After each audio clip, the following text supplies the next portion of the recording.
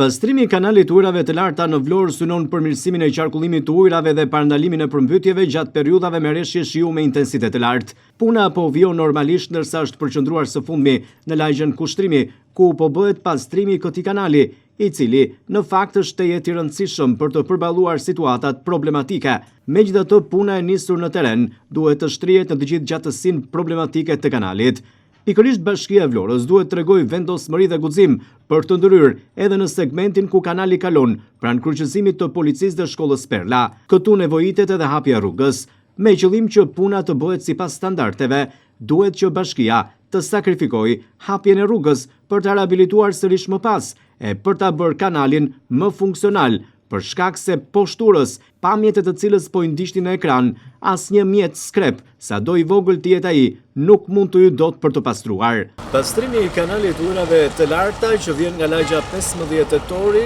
këtu në zonën të kryqëzimit pranë shkollës Perla, në fakt duhet që të bëhet me një ritëm jo vetëm të lartë, por edhe me një punë të gjithanshme. Flasim kështu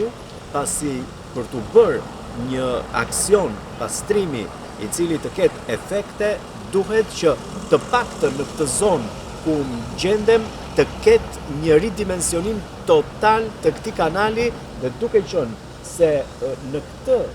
territor ku ju po ndiqni nga pamjet në ekran është shumë i vështirë futja e skrepit qoftë ai edhe i përmasave të vogla, atëherë duhet që Bashkia e Vlorës si zgjidhje të vetme të ketë hapjen e rrugës. Pikërisht është kjo rruga këtu, e cila në fakt është një investim i ri që ka përfunduar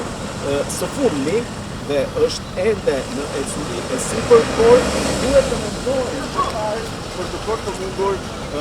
rehabilitimin total të këtij kanali ashtu si kemi në vendimin e tij. Jemi ende në kohë, ndoshta në hapur patjetër pjesa e segmentit rrugor, por të mundur që pastrimi i kanalit të bëhet ashtu si duhet dhe mos t'i riktheni sërish një pune të nisur me kaq bujë vetëm pak kohë më vonë.